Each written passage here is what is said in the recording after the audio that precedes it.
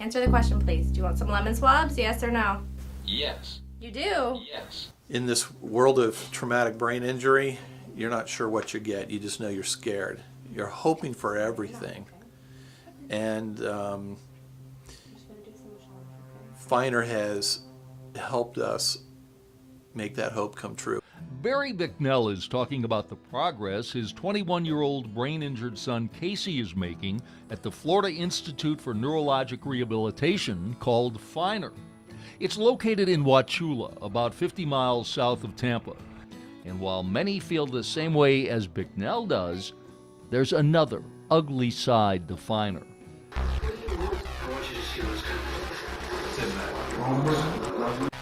These caretakers at FINR are facing criminal charges for repeatedly abusing this brain-injured patient they were supposed to be watching. And it's far from the only controversial incident at FINR. I'm furious. I don't know how this amount of abuse could go overlooked. Everything they told me had been a lie. All of those people deserve better, and it needs to close. Heather Hicks' father Reginald came to FINR after suffering a brain injury in a car accident. He was on a feeding tube and was restricted to a liquid diet, but a FINR employee took him to the cafeteria where he was given solid food that he aspirated into his lung and died. So I drove there, and when I got there, he was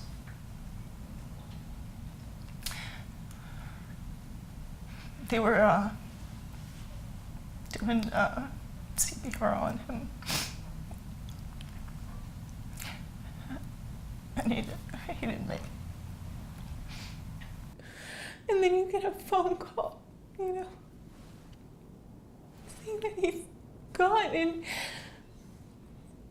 you can't wrap your mind around that, how he progressed so far. And then he was gone without any legitimate explanation, without any warning. Michael Lear is another patient that didn't make it. Lear died as staff members were applying what's called a bar takedown, intended to calm down agitated patients. The bar, or brief assisted required relaxation, is one strategy within a larger system of managing disruptive and dangerous behaviors called professional crisis management. FINR psychologist Dr. Jeffrey Walden says the technique is an acceptable way to calm down patients whose brain injuries sometimes cause them to get out of control. The procedure itself is intended for use only in crisis situations, which are defined as times when a client is posing a substantial danger to themselves or others. The procedure itself involves placing the person face down on a padded mat, and they are held in place by trained staff who are certified and go through a recertification process annually, and they're held in place as they calm down. I have heard from former patients that there was indiscriminate takedowns, and that some staff members enjoyed taking them down. They said it was pretty violent. It wasn't a loving take to the ground and calm down, but it was like a tackle. Well, when you have to implement the bar procedure, you're not doing this to a person who is in a calm and pleasant condition. Sometimes people are injured, though, when the bar technique is applied. Absolutely. You can do it completely right, and people can be injured, and that includes the staff as well. It does happen. In Lear's case, he was more than injured. He was killed. 4 staffers tussled with Lear because they thought the 250-pound former Marine had taken an extra snack cake out of the kitchen. And he came out of the shower and he was naked, and they grabbed him, they started throwing his clothes around. And he was a Marine and he always kept everything tidy, and that really aggravated him, so struggle ensued, and they took him to the ground and held him there, and he defecated and he didn't stop, and he urinated and he didn't stop. And then he stopped breathing, and he didn't stop, and then he died. And Attorney Howard Kay won a $5 million judgment against FINR. The institution initially told Lear's mother, Una Marshall, her son died from epilepsy. They told me that Michael had an accident and he was on his way to the hospital. And I said, what kind of accident? Said he had a seizure. In fact, he was asphyxiated on the floor, and it was ruled a homicide. However, Lear's mother didn't learn the truth until a FINR caseworker told her what really happened. It's just hard to believe something like that happened to your child at a place like that where they were supposed to be taking care of him. And even though the medical examiner came to the conclusion that Lear's death was a homicide, no criminal charges were filed. We thought maybe they would have arrested those people, but they didn't do anything about them. FINR, which charges up to $1,850 a day to take care of patients, has been under fire for years. This 2008 report says it found violations of numerous human rights policies. Every one of us was in terror 24/7. Janet Clark went to FINR for a 2-week evaluation, but she spent more than a year in the facility and says she couldn't get released. She says she was also surprised and appalled the way the patients were treated. It was worse than being in a prison, because when you're in a prison, you have an idea of when you'll be released. You have no idea that it's run like a prison.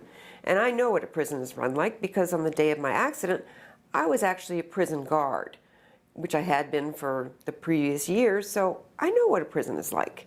And FINR was much worse in the way that people were treated. Clark, who says she once suffered a black eye when getting kicked in a bar takedown, says the restraints often injured people, and violence like these caretakers exhibited is commonplace. They were vicious attacks. Clark, who says she begged her husband to convince the court to let her out of FINR, says in addition to the black eye, in another takedown, her arm and hands were bruised. I've had people actually stand on my back. I'd be face down. They would stand between my shoulder blades, stand or kneel. And they would take my arms and they would raise them above, as far above my head, or as far in that direction as they possibly could physically do. And it wasn't this way, it was this way. And I thought that my arms were going to break. And I'd be screaming and screaming. And you'd hear this all the time from other clients who were being taken down in this way. Screaming and screaming in the pain.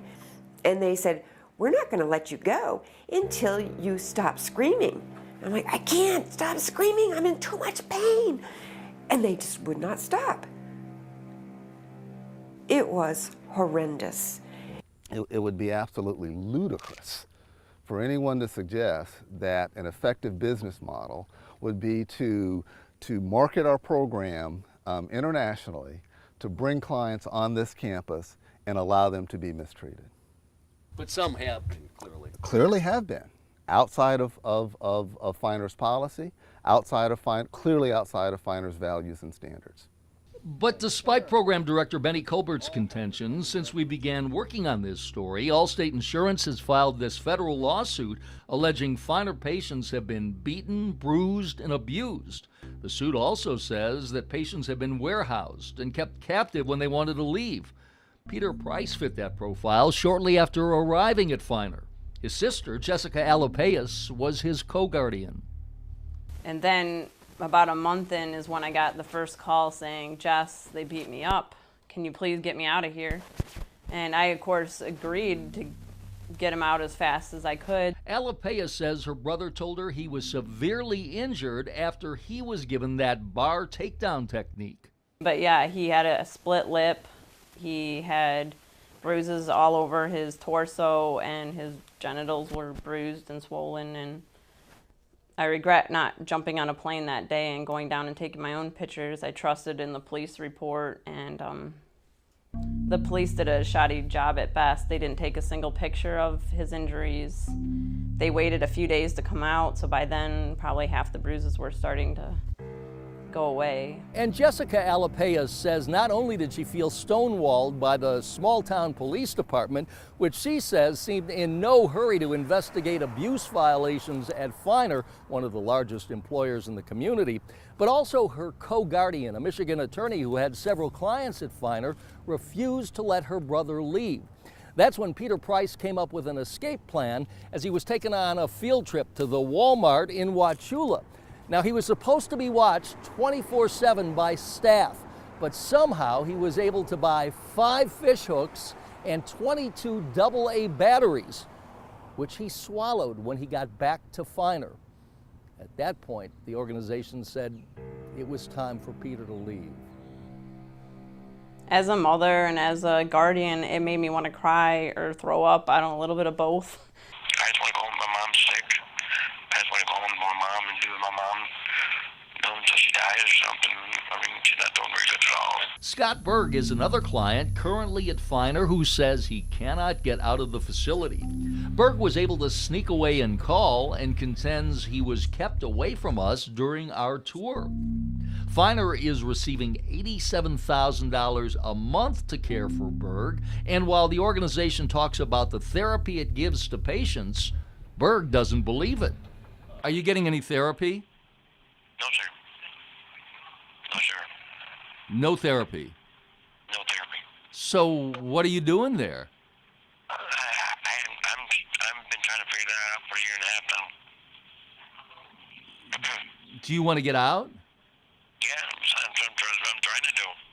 But those people who are coming out of the woodwork complaining, they're the anomaly? I can't speak to that. I don't know. I don't know what their motivation may be.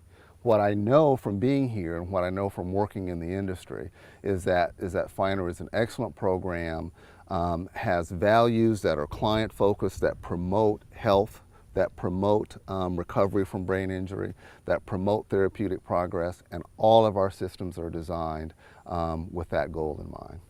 But don't tell that to Joe Cox, another patient at FINR with a 68 IQ, who was also represented by attorney Howard Kay. Cox, who was 17 at the time, and his family sued the facility, but the case never went to court because of a confidential monetary settlement. However, the lawsuit alleged that Cox was burned, beaten, and raped while he was a patient at FINR. What we alleged was that he had been burned with cigarettes, both by staff and by fellow residents, and they would supposedly play games, see who could burn who the longest, and that was the burn part of it. And the beaten part was just physically beaten for whatever reason, and then rape, that Joe claimed that he had been raped by a FINR staff. Those were all allegations that we were making, but the case resolved. So, and I can't tell you what happened, but it resolved. The Florida Department of Children and Families has received more than 500 complaints about FINR. This published article, dating back to 2001, has a memo from DCF Administrator Sue Gray saying, "We have observed an escalating pattern of increased abuse reports and injuries. Most of the concern is the inadequate and undertrained and undersupervised direct care staff. I would strongly suggest that any of you who have children in this facility need to explore other options for their care." The Agency for Healthcare Administration has had complaints about the facility, but it continues to operate. And that frustrates family members like Jessica Alapeus, as well as Lisa and Heather Hicks. Authorities knew there were problems, and they still let it operate.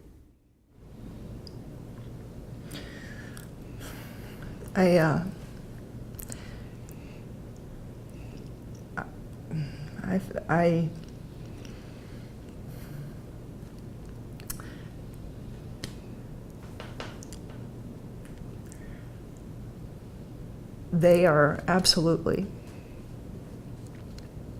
have been just as neglectful as if they were there looking those people in the face.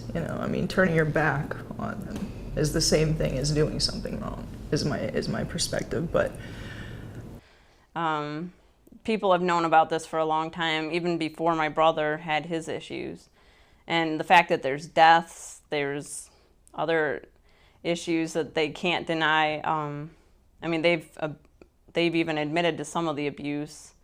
For it to keep going, it's sad, it's angry, it makes me all different emotions depending on the day.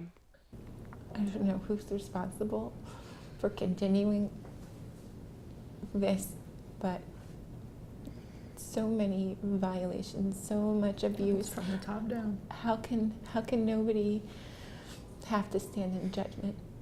The state is finally starting to look into problems at FINR, including a Department of Health ruling that the facility is violating its operating license because it's treating 50 patients who are not brain or spinal cord injured.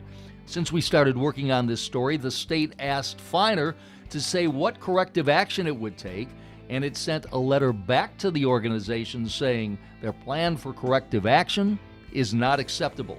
However, owner Joseph Brennick has an entirely different take. I believe it's a land grab, and eventually they want to put me out of business and simply, buy the land out of the bankruptcy.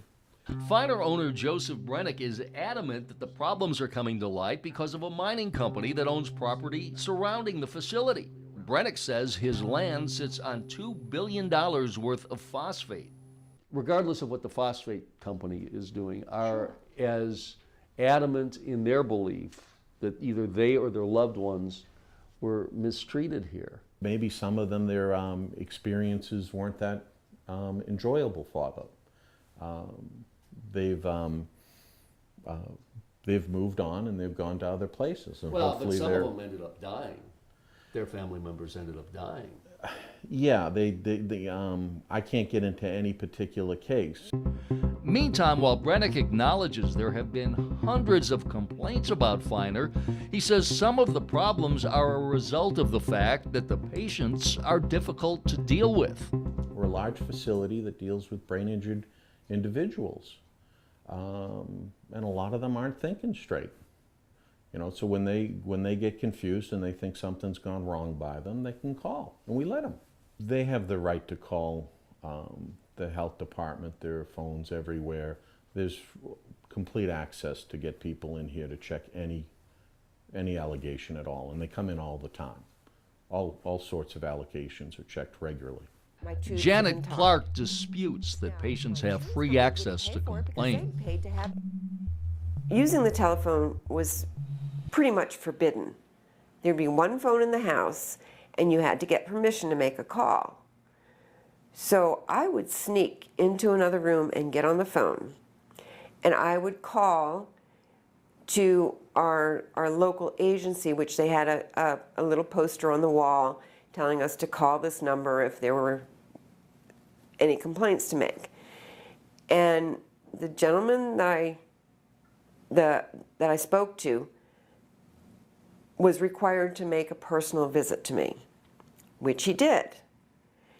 And after that, I was severely punished. And I was told that I could never call that man again. Don't even think about it.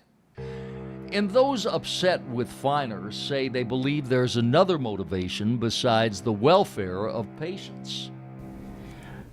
Honestly, I think it's for the money, which is just disgusting. Disgusting. And while FINR doesn't deny that its fees are high, it points to the fact it employs 600 people to provide care for the patients and has to maintain its 900-acre facility in what it calls pristine condition. We really feel like the pristine, tranquil setting of the environment really lends itself to healing.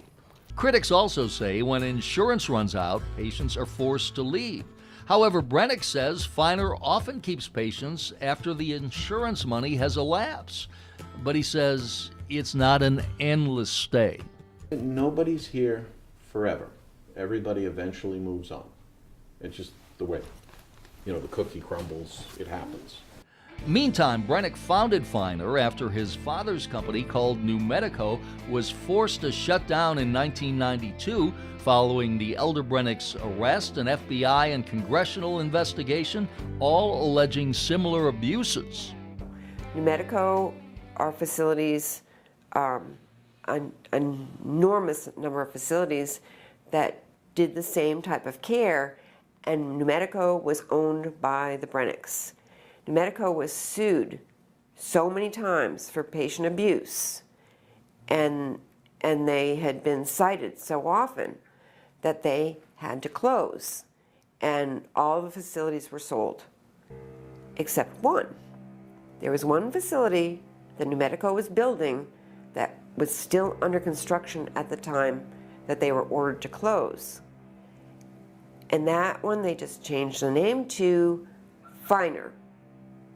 And that is where I was put. And it was run no differently from New Medico. However, Brennick says the New Medico charges are ancient history. And he says his company is doing everything it can to protect patients. And Brennick also rejects the charge that he provides inadequate training for the hourly employees who are paid just a bit above minimum wage, who are hired to watch the patients 24/7. But even with the best training in the world, you're still hiring people, and it's up to what they do as individuals.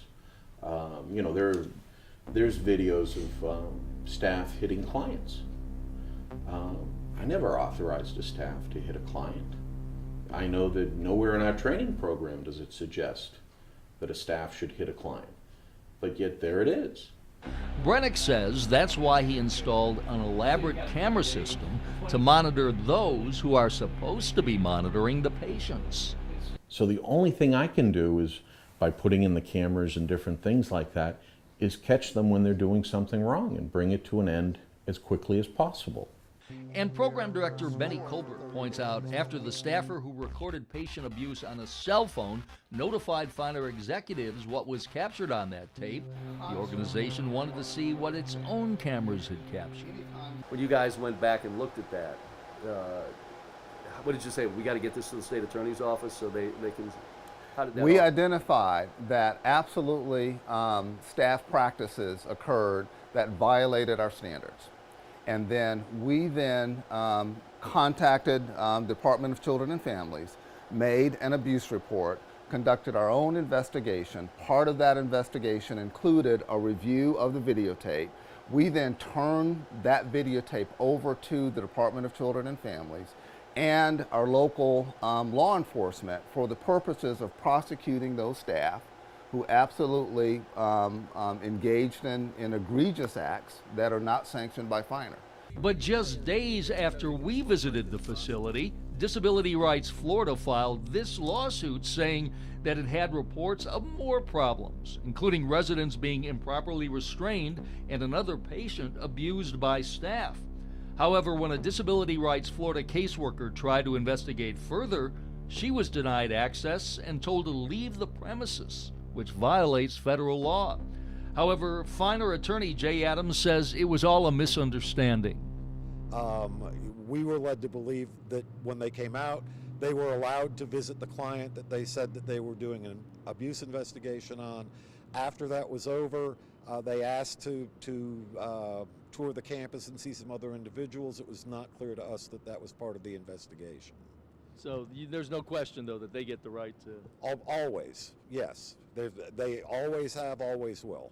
Despite the allegations, some can't say enough good things about the work at FINR. It's been great. He came here into the medical building, came by ambulance, on a gurney, couldn't talk, couldn't walk, couldn't swallow. Christine Edwards is talking about her husband, Tommy. She says he's made amazing improvements in the year he's been at FINR after being hit by a car as he was walking in a parking lot. And now he walks, talks, eats. He's even working on trying to be able to do engineering like he was doing before. I'm here every day, and I had never seen anything that would indicate any inappropriate handling of clients. I can tell you that my son is loved by his caretakers, and the emphasis is on care. And while clearly there are patients and families that are thrilled with the treatment they've received at FINR, critics say that doesn't make up for the allegations by dissatisfied families and patients, as well as the Washington, D.C. report alleging human rights violations and the Allstate Insurance federal suit alleging a pattern of abuse and violence at FINR. I want for this not to happen to anyone else's father. But unless the state steps in, FINR will continue operating as in the past, helping many, but having the potential to injure some of the most vulnerable people who desperately need care.